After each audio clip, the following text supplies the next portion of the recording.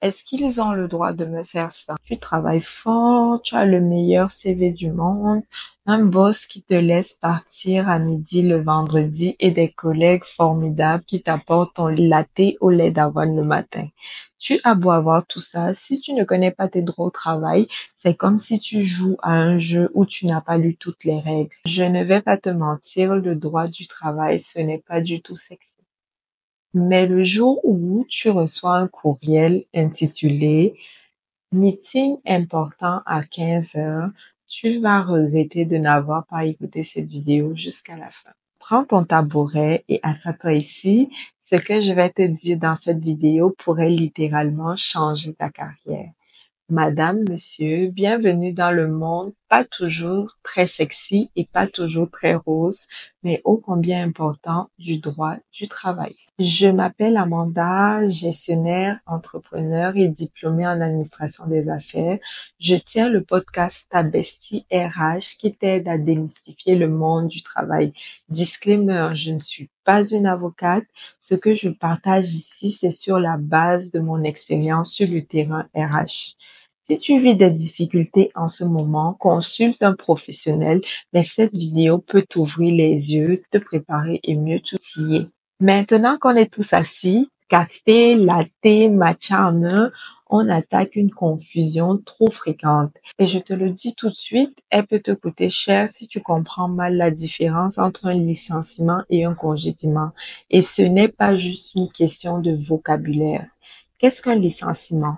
Un licenciement, c'est quand ce n'est pas toi le problème, mais plutôt l'entreprise qui te met à la porte pour un motif économique ou organisationnel. Exemple, une restructuration. Tu peux être super performant, apprécié, mais ton poste est supprimé. Tandis que pour un congédiement, c'est toi personnellement qui es visé.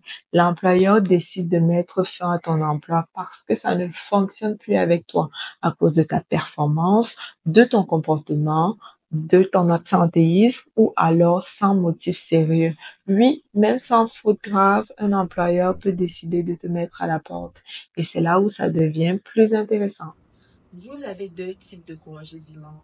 Avec ou sans cause. En anglais, with cause or without cause. With cause, l'employeur invoque une faute grave, c'est-à-dire du vol de temps, du harcèlement, la perte du lien de confiance, l'insubordination. L'article 82.1 alinéa 3 de la loi sur les normes du travail stipule que, dans ce cas, aucune indemnité ne t'est versée. L'employeur te dit, tu pars, c'est fini. Le fardeau de la preuve incombe à l'employeur. Il faut qu'il prouve, grâce à sa documentation, que tu as commis une faute grave. Without cause, sans motif sérieux, l'employeur te dit ça ne fonctionne pas. Tu n'es pas le bon fit. On ne sent pas que tu es aligné avec la vision de l'organisation. En fait, il n'y a pas de faute précise à t'attribuer. Dans ce cas, il est donc dans l'obligation de te donner premièrement un préavis raisonnable ou une indemnité équivalente compensatoire.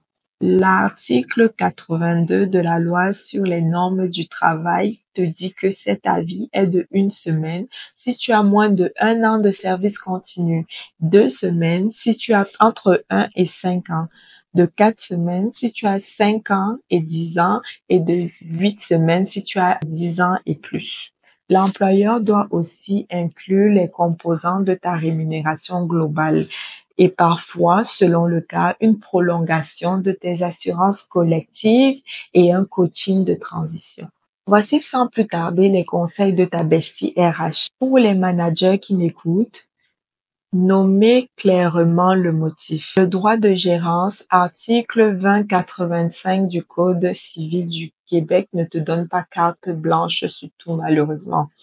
Vous avez l'obligation de protéger la dignité du salarié. 2085. Et si vous congédiez sans motif sérieux, faites-le proprement. Incluez les avantages dans le packaging. C'est une question de réputation, mais aussi de respect de la profession. Pour les salariés qui m'écoutent, ce que je voudrais que tu retiennes ici, c'est que le titre utilisé dans ta lettre de fin d'emploi n'est pas anodin. Il influence ce à quoi tu as droit. Ne signe jamais un document de fin d'emploi sans l'avoir lu, compris et idéalement discuté avec un collègue. Maintenant que tu sais faire la différence entre licenciement et congédiement, on va parler argent, on va parler cash. Parce qu'une fin d'emploi, ce n'est pas juste une conversation difficile, c'est souvent aussi l'occasion de négocier. La majorité des gens passent à côté de leur recours simplement parce qu'ils ne savent pas quoi demander. L'indemnité de départ, aussi appelée indemnité compensatoire, c'est le montant que l'employeur doit verser à un employé quand il met fin à son contrat sans motif sérieux et sans te donner un préavis raisonnable. Ce n'est ni une faveur ni une prime de consolation. C'est un droit prévu dans l'article 2081 du Code civil du Québec. En fait, il n'y a pas de formule magique, mais la règle est claire. On parle souvent de 2 à 4 semaines de rémunération globale par année de service continu. Et j'insiste sur le mot rémunération globale parce que ce n'est pas juste ton salaire de base. L'employeur doit inclure ton salaire brut régulier, tes primes, tes avantages sociaux, assurance collective, tes contributions horaires, tes jours fériés, tes congés accumulés, tes heures en banque. Donc, si tu veux négocier ton congédiement, ton licenciement, voici ce que tu dois prendre en considération. Ton ancienneté. Plus tu as des années de service, plus l'indemnité monte. Ton âge, et oui, c'est pris en compte. Quelqu'un de 55 ans n'a pas la même facilité de se remplacer et de se retrouver un emploi comme un diplômé de 25 ans. Ton poste également, les rôles de gestion, les rôles de direction, les rôles de spécialisation demandent souvent plus de temps pour se remplacer. Et surtout, comment est-ce que tu as été recruté? Si c'est ton employeur qui est allé te chercher dans un autre emploi stable et rémunérateur, il a une responsabilité morale et juridique plus grande si ça ne marche pas entre vous. Voici un exemple qui va t'aider à démystifier tout ce que je raconte. J'ai une amie qui évolue dans le génie logiciel. En fait, c'est une ingénieure dans une firme extrêmement prestigieuse. Elle était performante, appréciée, mais dès qu'il y a eu fusion de l'organisation, elle a été remerciée. L'employeur lui a offert 2 semaines de salaire. Elle a failli signer, mais quand elle m'a appelé, on a pris un moment ensemble pour analyser l'offre. Elle a 5 ans d'ancienneté.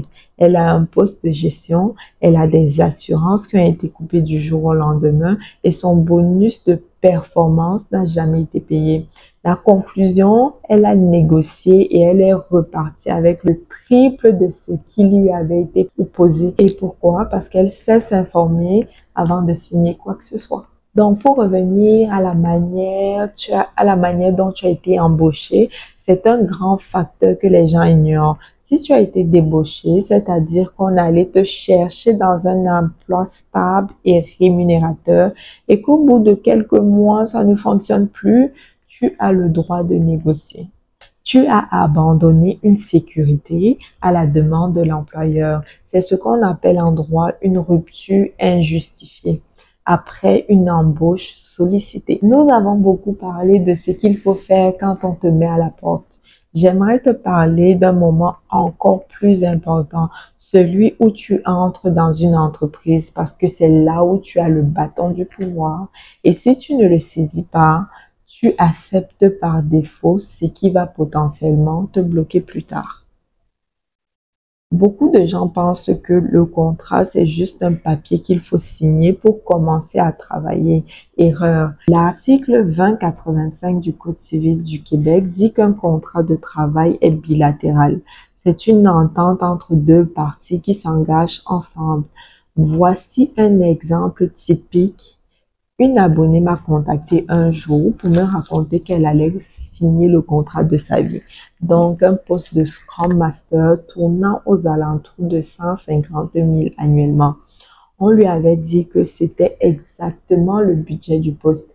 Mais quand elle a dit à la RH ce qu'elle gagnait actuellement dans son emploi, l'employeur a diminué drastiquement le salaire qui a été demandé, avec la promesse que dans un an, tu vas être augmenté à 150 000 annuellement comme demandé initialement. Et devinez quoi? Un an plus tard, plus personne ne s'est souvenu de cette promesse. Donc, la moralité de cette histoire et ce que j'aimerais que tu comprennes, c'est que ce qui n'est pas écrit n'a aucune valeur juridique. Vous êtes toujours bien installés, j'espère.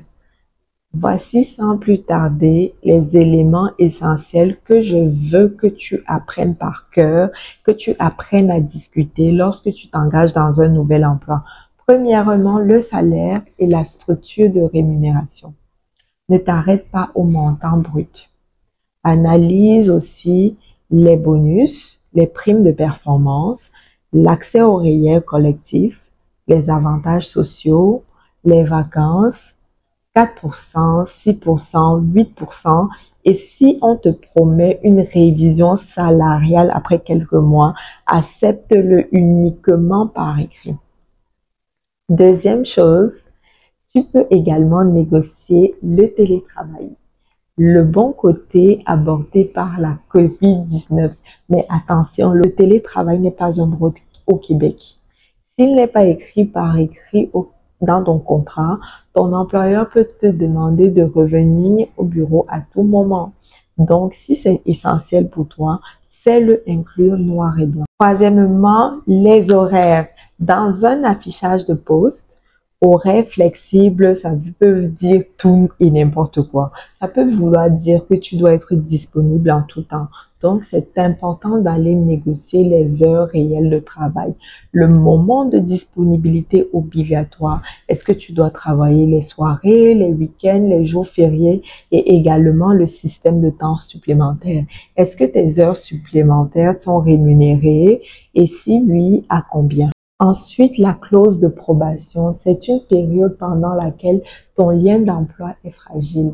Tu dois savoir exactement quelle est la durée de ta période de probation, sur quels critères tu seras évalué et si ta période de probation peut être prolongée. Si oui, quelles sont les conditions? Finalement, la description de tâches. On voit souvent dans les descriptifs de poste toute tâche connexe. Ce type d'intitulé peut vouloir dire que tu vas être amené à faire tout et n'importe quoi, du soutien aux bénéficiaires en passant par le changement de couche. Donc, tu as le droit de demander plus de précision sur les tâches principales, les tâches occasionnelles et les limites raisonnables du poste. Donc, si on revient à mon abonné qui m'a contacté concernant le recruteur qui lui a posé la question de savoir est-ce qu'elle gagnait, combien elle gagnait actuellement, pour moi, cette question est légale. Mais tu n'as pas l'obligation d'y répondre. Je veux que tu gardes en tête que, selon l'article 10 de la Charte des droits et libertés de la personne, toute forme de discrimination fondée sur les motifs de l'article comme le sexe, la condition sociale, l'origine, l'âge sont des motifs interdits par la dite charte. Tu peux simplement répondre « Je préfère discuter de la valeur de ce poste plutôt que de mon historique salarial. » Sur tout le volet négociation, voici sans plus tarder mes conseils en tant que ta bestie RH. Si tu es un manager, garde en tête que la justice organisationnelle, c'est une pratique de gestion à haute performance. Les candidats d'aujourd'hui sont très informés, plus lucides et plus exigeants. Si tu es toujours avec moi jusqu'ici, félicitations. Ça montre que tu prends ta carrière au sérieux. Maintenant, on va parler de licenciement collectif et de congédiement déguisé. Tu vois quand parfois on ne te met pas à la porte directement, on change subtilement tes tâches, ton horaire, ton bureau, tes habitudes, on te retire petit à petit tes responsabilités. On te met dans un coin, on t'étouffe à petit feu. L'atmosphère devient difficile et toi, malheureusement, tu finis par partir volontairement. En réalité, c'est loin d'être légal ce que tu vis. Qu'est-ce que le congédiement déguisé? Le congédiement déguisé, c'est lorsqu'un employeur modifie sans ton accord les éléments essentiels de ton contrat. Donc, ton poste, ton horaire, ton lieu de travail, au point où tu ne peux même plus continuer. Tu finis par partir. Mais aux yeux du droit, tu n'as pas démissionné, tu as été congédié et tu as droit à plusieurs recours. Le plus grand piège, c'est de démissionner sous pression, sans documenter ce que tu vis. Une démission volontaire, c'est égal à une perte de presque tous les recours légaux dont tu peux avoir droit. Donc, si tu vis une situation comme ça, va chercher de l'aide. Tu pourrais avoir droit à une indemnité de départ comme si on t'avait licencié, des dommages compensatoires et même un correctif de ton dossier RH avec une réintégration totale de tes fonctions. Ça veut dire quoi? Ça veut dire que tu reprends ton poste comme avant. Voici un exemple vrai qui va t'aider à démystifier tout ça. J'ai vu un cas où un employé s'est vu imposer des horaires incompatibles avec sa vie personnelle. Le résultat, il a quitté. Mais grâce à un bon accompagnement, il a pu démontrer que cette réorganisation n'était pas raisonnable et elle a reçu une indemnité compensatoire et elle a repris son poste qui commençait à 9 heures. Donc, c'est possible de se défendre, mais il faut savoir quoi regarder. Et si enfin on pouvait aborder le congédiement collectif.